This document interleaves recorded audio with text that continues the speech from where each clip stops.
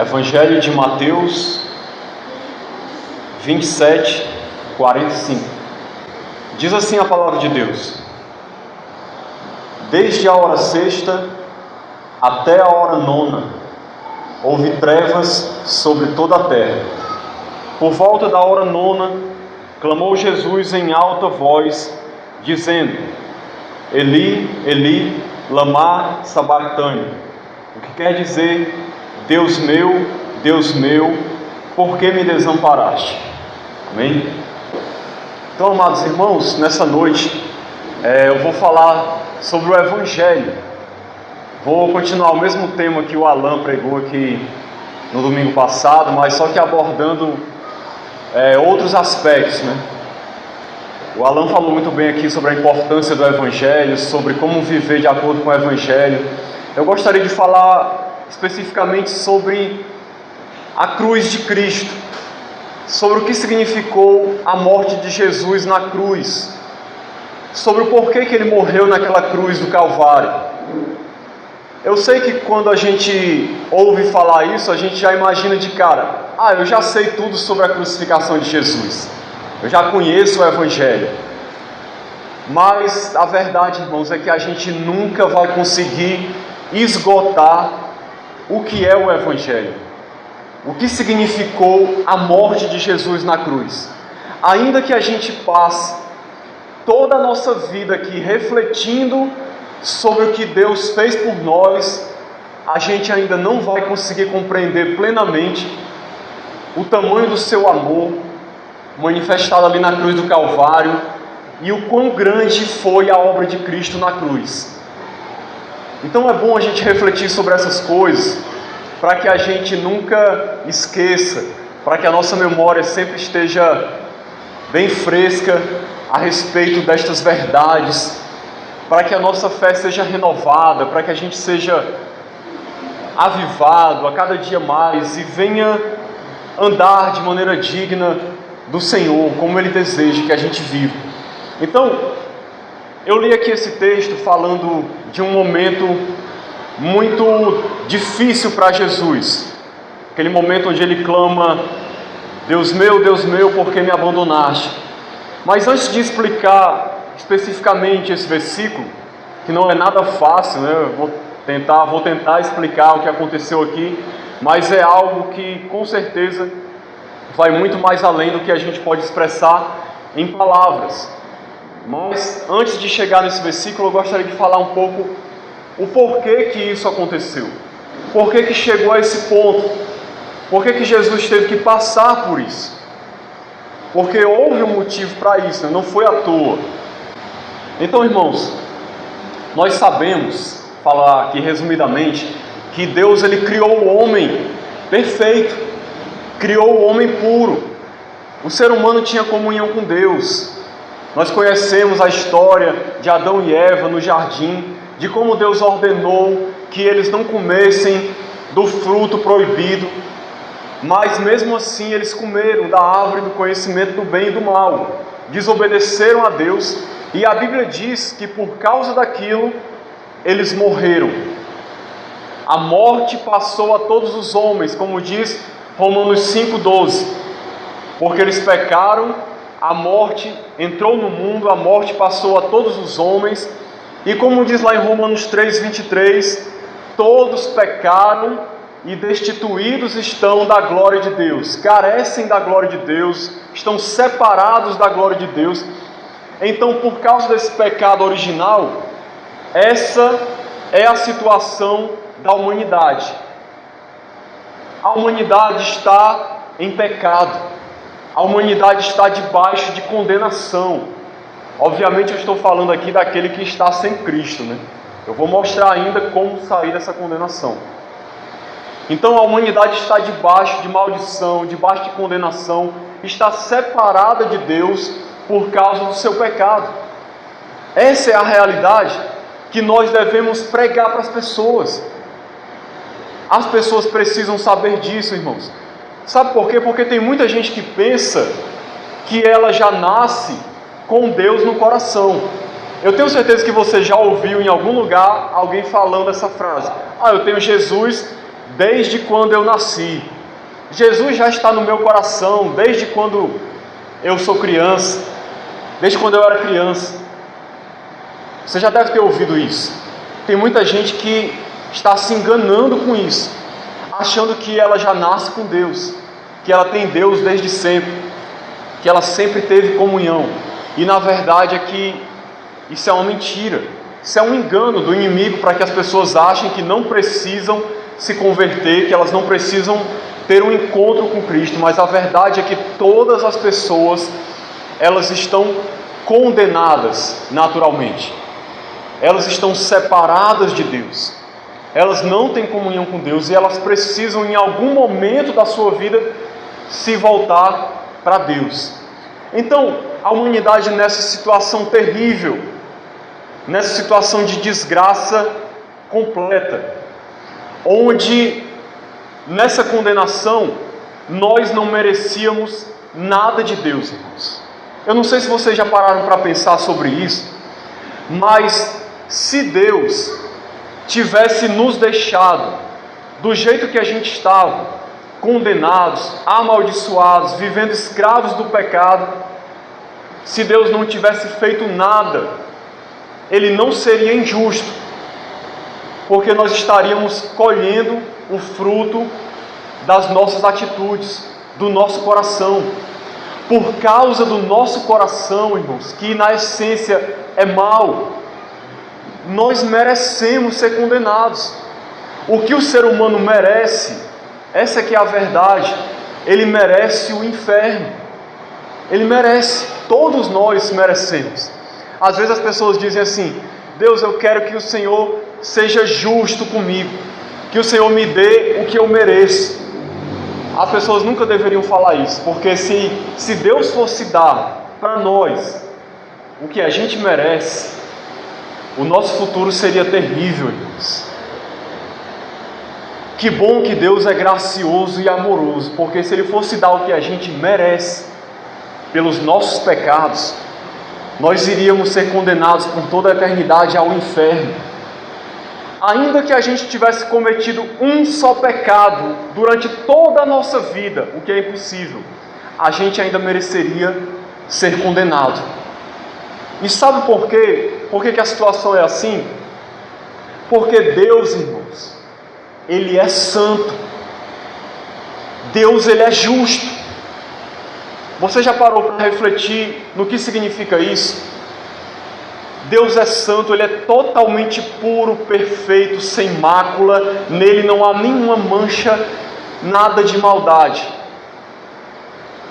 Até os anjos, quando estão na presença de Deus, cobrem o seu rosto e os seus pés, porque eles não se acham dignos de olhar para Deus por causa da sua santidade.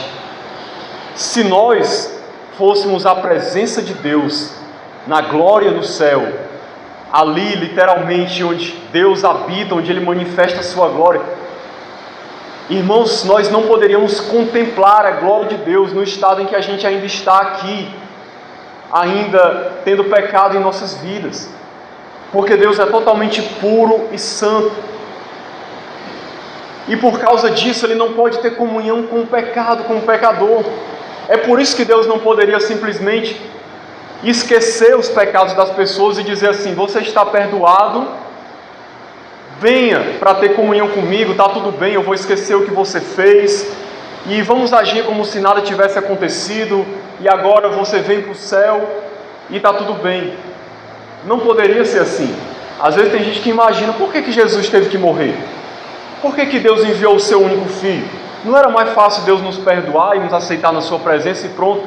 A verdade é que isso não era possível, porque o pecado, ele requer uma punição, e a santidade de Deus não pode conviver com o pecador, e o pecado ele tem que ser punido. A Bíblia diz que sem sangue não há remissão de pecados. É por isso que a gente vê no Antigo Testamento o sacrifício de animais constantemente, para poder não obter o perdão completo de Deus, mas pelo menos obter um favor parcial de Deus, enquanto não se manifestava Jesus Cristo na plenitude dos tempos para poder fazer o seu sacrifício.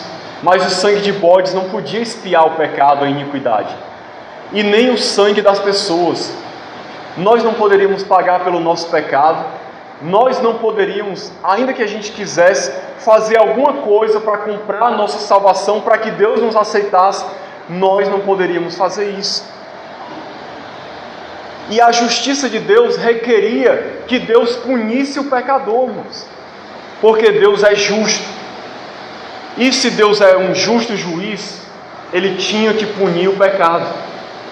Sabe, isso é uma coisa até de lógica. Se você olhar no sentido humano das coisas, se alguém cometesse um crime contra você e um juiz no tribunal simplesmente dissesse assim para o assassino: vá embora, você está livre, você não precisa pagar pelo que você fez de errado com aquela pessoa. Esse juiz seria um juiz iníquo, ele seria um juiz mau caráter, ele seria mau, porque ele não estaria punindo o criminoso. E Deus, na sua perfeição, Ele não poderia deixar de punir o pecado. E aí é que entra o grande dilema. Como é que um Deus santo e justo pode agora aceitar o pecador? Já que o pecador não pode ir à presença de Deus e ele não pode pagar pelo seu pecado. E Deus, Ele é amor, Ele ama a humanidade, Ele ama as pessoas que Ele criou, Ele não quer ver as pessoas dessa maneira condenadas, Ele quer salvá-las, Ele quer trazê-las para perto dEle. Só que ao mesmo tempo Ele precisa condená-las. Então, como resolver esse dilema? Aí é que entra, irmãos, a questão da cruz de Cristo, de Jesus Cristo. Deus, Ele teve a brilhante ideia de Ele mesmo providenciar a solução para o pecador, de Ele mesmo providenciar a punição para o pecado. Ele mesmo providenciou a salvação, porque Ele sabia que a gente não podia fazer isso.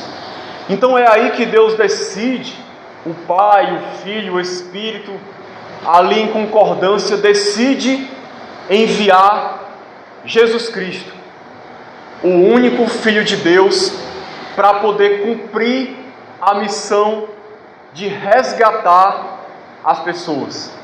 É por isso que Jesus disse: eu vim buscar e salvar aquele que se havia perdido. Jesus, ele veio a esse mundo com a verdadeira missão de resgate.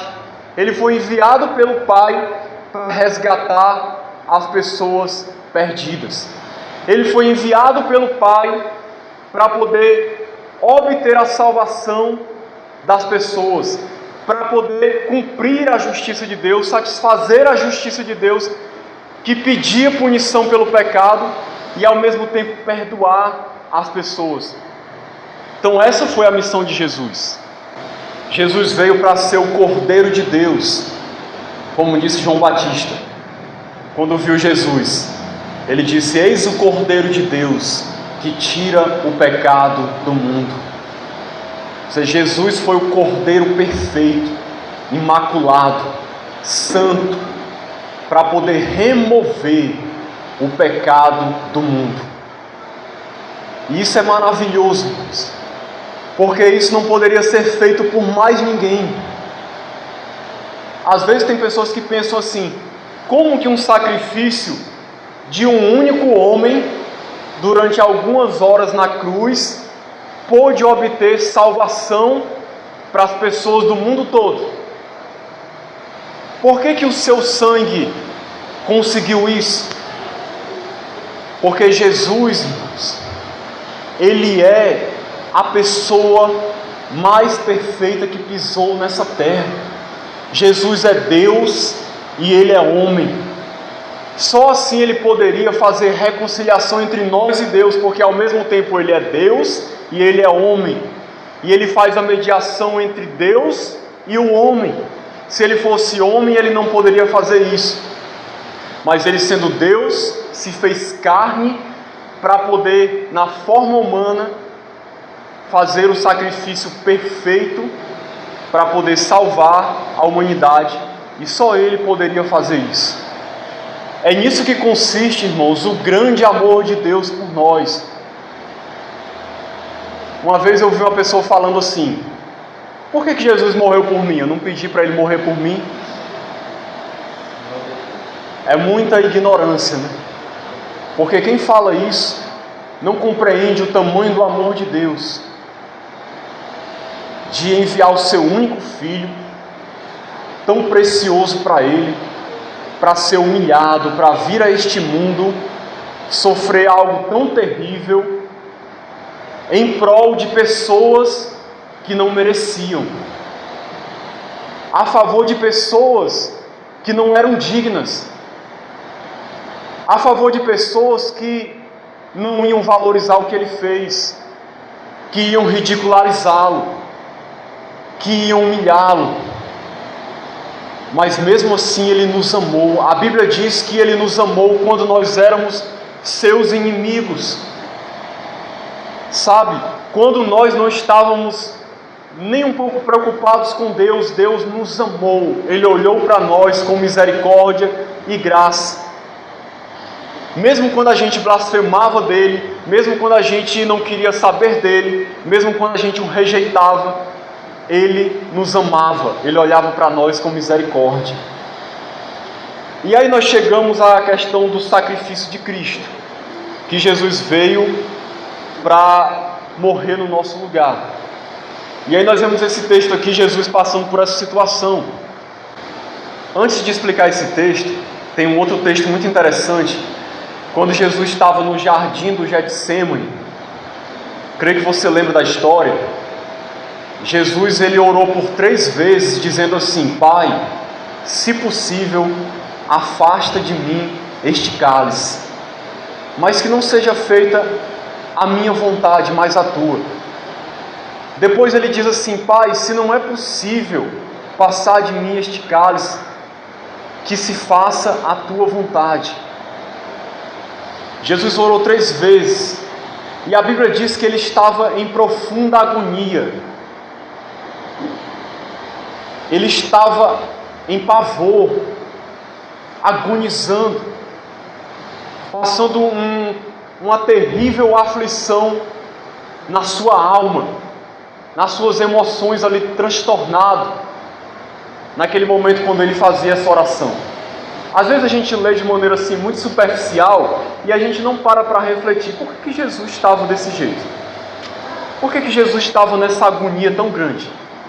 A Bíblia diz que era uma agonia tão grande que o seu suor se transformou em gotas de sangue. A ciência explica o porquê que isso acontece. Uma pessoa só chega a suar gotas de sangue quando ela está numa aflição tão profunda que os seus vasos sanguíneos, mais superficiais da pele e mais finos, a aflição é tão grande que os vasos sanguíneos se rompem. E aí o sangue se mistura com o suor. E aí a pessoa sua gotas de sangue. Os poros, sai sangue pelos poros. É o resultado físico de um grande transtorno, assim, de uma grande aflição emocional. A gente não vê isso por aí a todo momento. Você já viu alguém suar gotas de sangue? Isso é uma coisa rara de acontecer. Por que aconteceu com Jesus? Porque foi uma aflição terrível. E aí a gente fica se perguntando: mas por que Jesus estava sentindo isso?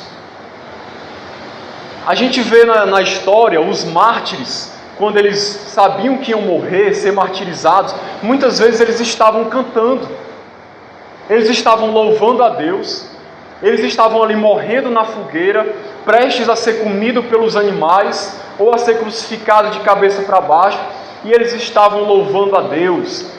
Muitos achavam um privilégio enorme morrer pela causa do Evangelho, muitos até buscavam isso, não queriam que ninguém fizesse nada para evitar que isso acontecesse, porque eles achavam um privilégio, uma honra, morrer como um mártir, e assim ser semelhante a Jesus, morrer pelo Evangelho, por causa da palavra, por causa de estar seguindo a Deus. E aí a gente fica pensando: Jesus ele falou que quando nós fôssemos perseguidos por causa da justiça, que a gente se alegrasse. E será que Jesus não cumpria aquilo que ele mesmo pregou? Será que Jesus não poderia naquela hora se alegrar por estar sendo perseguido? Será que ele não era capaz de cumprir aquilo que ele ensinava? Por que Jesus estava passando por isso? porque a situação era diferente. Aquilo que Jesus passou, ninguém nunca passou e ninguém nunca vai passar. Às vezes as pessoas pensam que o sofrimento que Cristo estava antevendo aqui, previamente, e que ele estava tão apavorado, era por causa dos chicotes, era por causa dos pregos, era por causa das humilhações, das agressões verbais, de toda a violência física que ele ia sofrer, a coroa de espinhos, o fato dele estar morrendo na cruz, pregado, morrendo em asfixia, sendo torturado.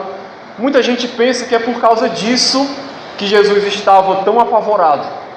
Talvez até você pense isso, não sei, que o grande sofrimento de Jesus foi físico, foi sofrer a tortura da cruz do Calvário.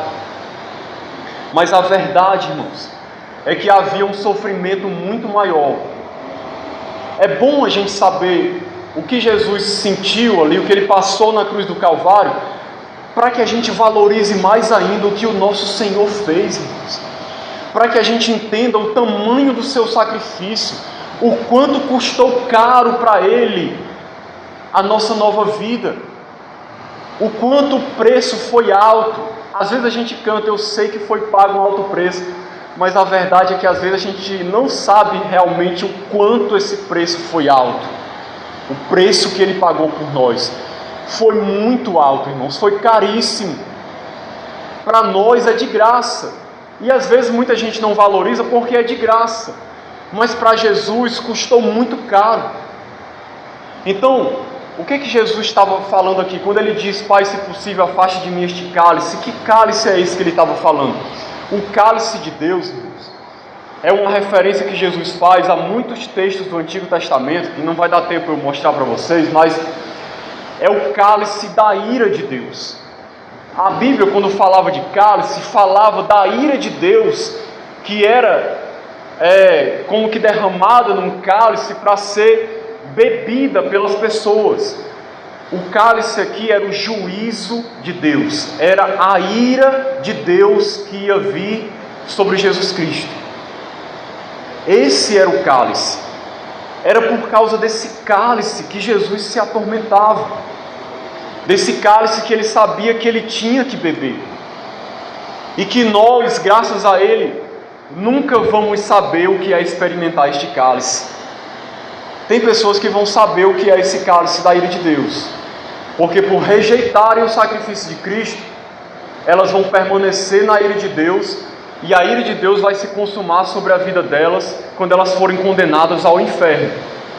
Então elas vão experimentar o cálice da ira de Deus, mas nós não vamos saber nunca, graças a Jesus Cristo, nós nunca vamos saber o que é experimentar isso, que é beber o cálice da ira de Deus, por causa do pecado, porque o pecado ele atrai a condenação de Deus.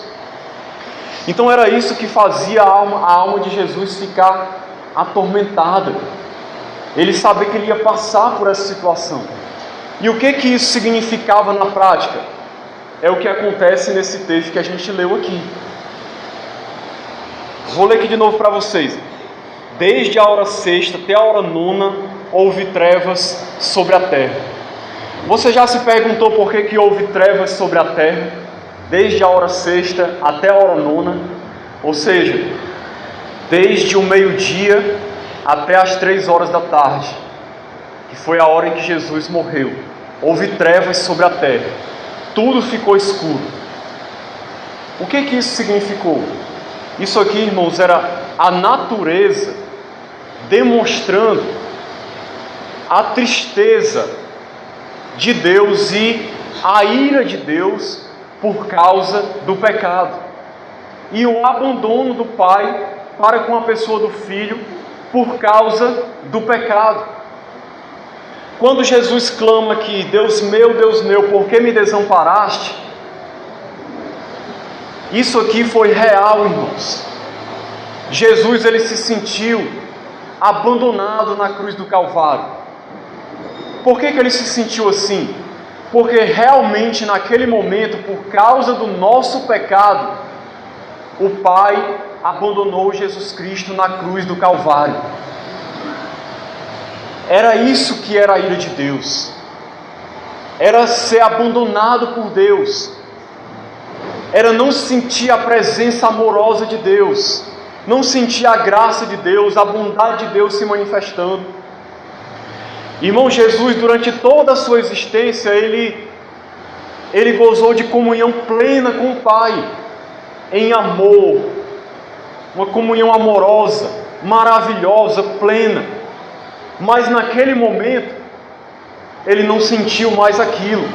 Naquele momento, ele estava só na cruz, levando sobre si o meu e o seu pecado, sofrendo a punição que a gente merecia sofrer, porque ele era inocente, ele nunca pecou, irmãos. Quem merecia estar ali era eu e você, porque nós pecamos contra Deus, nós ainda pecamos hoje, nós pecamos todos os dias, o nosso pecado ofende a Deus, a gente merecia ser punido com isso, mas para que a gente não fosse para ali sofrer isso, Jesus, ele foi e sofreu no nosso lugar, ele sentiu a dor que a gente merecia sofrer. É por isso que a Bíblia diz que ele se fez maldição por nós, porque maldito é todo aquele que é levado ao madeiro. Você já parou para imaginar o que é ser maldito, ser amaldiçoado? Foi o que aconteceu com Jesus naquela hora. Ali ele estava como que uma pessoa amaldiçoada, embora ele não merecesse maldição, mas como ele nos substituía na cruz, e a gente merece a maldição, ele sofreu a maldição no nosso lugar. Então ali na cruz do Calvário, irmãos, ele sente o abandono total de Deus. Pare para imaginar, pelo menos por um instante, o que significa não ter nada da presença de Deus. Você consegue imaginar o quanto é terrível isso? Por mais que eu tente, eu não consigo imaginar o que é não sentir nada da presença de Deus, nada, não ser alvo de nenhum pingo do amor de Deus, da bondade e da misericórdia, apenas da ira do juízo de Deus. Foi o que Jesus passou ali naquela hora, na cruz do Calvário. Sabe por que a gente não sabe o que isso significa, irmãos? Porque mesmo quando a gente era escravo do pecado, a gente ainda usufruía de alguma coisa do amor de Deus. Deus ainda manifestava seu amor por nós. Deus ainda manifesta seu amor na vida dos incrédulos. Todos os dias eles acordam, quase todos, com saúde. Eles têm uma família, eles podem trabalhar. O sol brilha sobre eles, eles respiram, a chuva cai sobre eles. Eles podem ter comunhão com outras pessoas, ter amizade, eles podem usufruir de muitas coisas desse mundo, eles ainda são alvos do amor e da graça de Deus de alguma maneira. Mas aqui nesse momento, a única coisa que Jesus sentiu foi o abandono de Deus, foi a ira de Deus sobre ele, por nossa causa. É por isso que ele fala: Deus meu, por que me desamparaste? Não é que ele não sabia o porquê, ele sabia o porquê que ele estava ali, ele sabia, mas é porque Jesus, até nessa hora, ele citava a Bíblia, e o texto bíblico que foi mais adequado aos seus olhos para ele poder citar, que expressava a dor que ele estava sentindo por ser abandonado ali na cruz do Calvário, era o Salmo 22, versículo 1, quando Davi fala isso: Deus meu, por que me desamparaste? Então, irmãos, Jesus ele fez tudo isso ali por nós, se fez maldição por nós, foi abandonado ali na cruz do Calvário por nós, sofreu ali sozinho por causa do nosso pecado. Ali naquele momento ele pensava em mim, pensava em você, ele sabia que grande seria a salvação, ele sabia que aquilo era necessário. Quando a gente olha isso, irmãos, a gente vê o tamanho do amor de Deus por nós. Tamanho do amor de Deus por nós. Porque mesmo nós sendo tão indignos, Jesus ainda fez isso por nós. A verdade, irmãos, é que o que Jesus sentiu aqui, para resumir, é aquilo que as pessoas vão sentir no inferno. Só para você ter uma ideia. O inferno nada mais é do que abandono de Deus. Trevas significa ser abandonado por Deus. Quem estiver no inferno vai estar totalmente abandonado por Deus. A presença de Deus vai estar no inferno? Sim. Só que em ira, juízo. É a única maneira como a presença de Deus vai se manifestar no inferno. É para punir o pecado. Ele não vai manifestar a sua presença em amor e graça. No inferno, a única coisa que a pessoa vai sentir é dor. Não propriamente a dor física, porque muito maior do que a dor física vai ser a dor de estar totalmente abandonado por toda a eternidade. Não sentir mais nada de bom e de graça e de amor, nada. Só aquele sentimento de trevas total e abandono, e saber que aquilo ali não vai acabar nunca. E saber que podia ter sido diferente se ela tivesse acreditado em Jesus, mas ela não acreditou. Então o que Jesus sentiu ali na cruz do Calvário foi essa sensação de abandono total que as pessoas vão sentir no inferno. É por isso que eu disse que nós nunca vamos sentir isso. Porque para que a gente não sinta isso nunca, Jesus sentiu no nosso lugar. E sofreu a punição e a ira de Deus no nosso lugar, para que a única coisa que a gente sinta seja o amor, a graça e a misericórdia de Deus. Deixa eu ler aqui um pequeno texto para você, são poucas linhas. Ele se tornou maldito para que nós pudéssemos ser abençoados. Por isso que ele se tornou maldito, para que a bênção de Deus chegasse sobre nós. Ele levou as nossas injustiças para nos fazer justos aos olhos de Deus.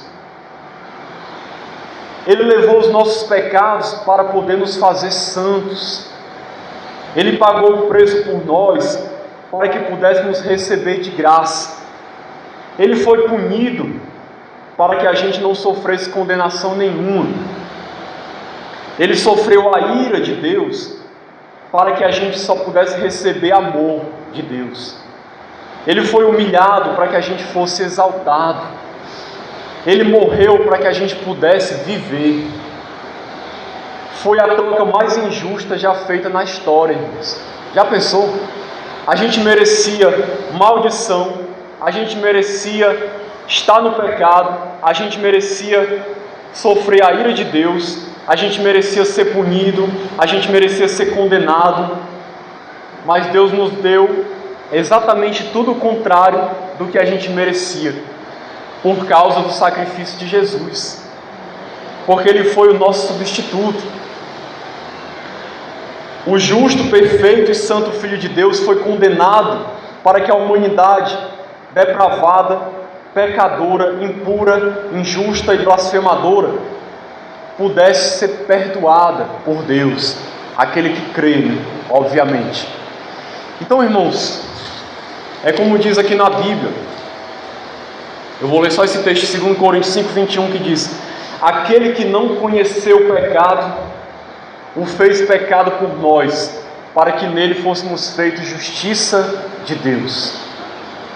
Então foi um ato de substituição. Jesus sofre no nosso lugar para que a gente alcançasse tudo aquilo que a gente não poderia alcançar de outra maneira. Então, irmãos, todo dia que você acordar, se lembre que você hoje é nova criatura, você tem uma nova vida. Tudo que você tem foi porque um dia Deus nos amou e o seu Filho Jesus morreu na cruz do Calvário no nosso lugar. Ele resolveu pegar a nossa dívida e cravar na cruz do Calvário, e pagou com o seu precioso sangue. E é por isso que no final do seu sacrifício ele diz: está consumado, ou seja, está pago. A dívida foi paga. Agora o pecador pode receber perdão de graça. E a dívida foi paga para quem? Tem gente que pensa que foi para o diabo. Eu já vi um texto circulando na internet dizendo que Jesus pagou para o diabo libertar a gente. Jesus não pagou nada para o diabo, irmãos. O diabo não merece nada. O diabo se aproveitou da nossa situação de queda para nos escravizar. O sacrifício foi pago ao Pai para satisfazer a justiça de Deus, para que assim Jesus conquistasse libertação para nós, redenção, reconciliação com Deus, perdão de pecados, o que não era possível sem o seu sacrifício. Mas a partir do momento que Jesus morreu na cruz do Calvário, todo aquele que nele crê, hoje pode obter perdão, salvação, libertação, reconciliação com Deus, perdão de pecados, tem acesso à presença de Deus, recebe vida eterna, de graça, sem precisar pagar nada, sem precisar fazer nada, sem ter que fazer sacrifício nenhum, penitência nenhuma, nada, de graça. Basta crer e confessar Jesus como seu único Senhor e Salvador. E os seus pecados são perdoados. Simples assim. Graças ao seu sacrifício, que nos alcança com tanta misericórdia e graça. Depois do sacrifício de Cristo, o véu do templo se rasgou de alto a baixo. Você lembra desse episódio? Você sabe por que o véu do templo se rasgou de alto a baixo? Esse véu tinha 10 centímetros de espessura. Ninguém conseguia rasgar aquele véu. Quem rasgou foi Deus, irmãos. E Ele rasgou de cima para baixo, para mostrar que vinha do céu. A salvação veio do céu para os homens. Não foi o homem que conquistou a salvação, foi Deus que conquistou a salvação para nós. E Ele rasga o véu de separação entre nós e Ele. E a partir daquele momento Ele estava dizendo, em outras palavras, agora vocês podem, através do meu Filho, ter livre acesso à minha presença. É por isso que lá em Hebreus diz que Jesus abriu um novo e vivo caminho pelo seu sangue. O caminho para a presença de Deus está aberto. E nós temos acesso à presença gloriosa de Deus pela fé. E um dia o veremos face a face. E seremos como Ele é. O dia em que Ele voltar e remover totalmente o pecado das nossas vidas e nos der um novo corpo glorificado, e aí nós estivermos na presença do Senhor para sempre. E aí a sua obra vai ser completa nas nossas vidas. Mas aí eu deixo a pergunta aqui para cada um de nós, irmãos. Como que você vive sabendo dessa realidade? Como que você vive? Sabe? Imagine se você desse o seu único filho para morrer por outras pessoas. Eu sei que ninguém tem coragem de fazer isso, mas Deus teve. Se você desse o seu filho para morrer por alguém, e aquela pessoa nunca fosse grata a você por isso, e tratasse como se você não tivesse feito nada. É isso que muita gente faz hoje. Elas simplesmente ignoram o sacrifício de Cristo como se não fosse nada, como se Deus não tivesse feito nada, como se o sacrifício de Jesus e o seu sangue não valesse de nada. Tem um filme, eu vou só falar isso aqui para finalizar, é o Resgate do Soldado Ryan. Não sei se vocês já assistiram esse filme, mas tem uma cena lá que o soldado, um oficial fala para ele assim: faça valer a pena. Ou seja, faça valer a pena tudo que a gente fez por você. Aí eu quero deixar a pergunta para nós: você tem feito valer a pena o que Jesus fez por você? Como é que você está vivendo? Como é que você vive hoje?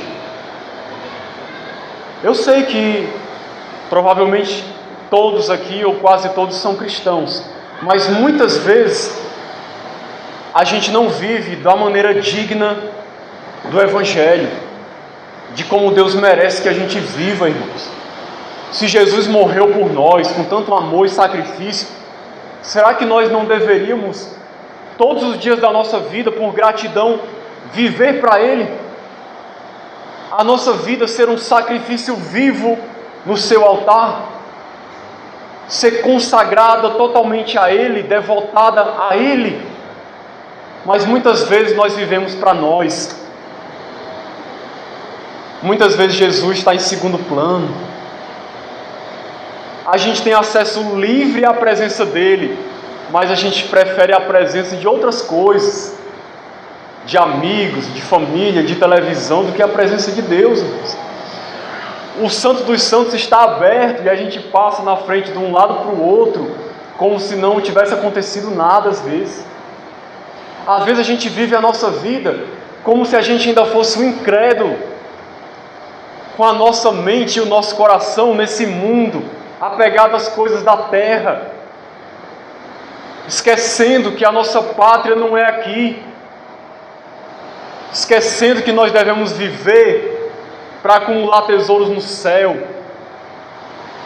viver para a glória de Deus, viver para Cristo, honrar o que Ele fez. Nós nunca vamos poder pagar, não é isso que eu estou dizendo, mas por gratidão, dar a nossa vida em prol de Jesus Cristo, do reino de Deus e do Evangelho.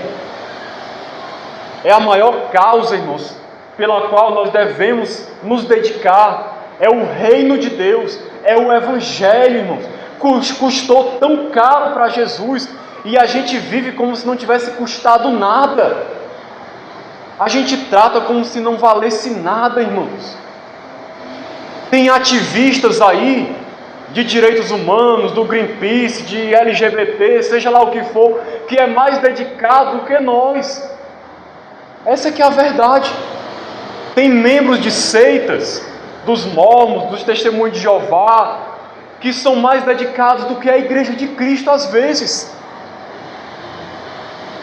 que dão a sua vida em prol da mentira, e a gente não tem coragem de dar a nossa vida em prol da verdade.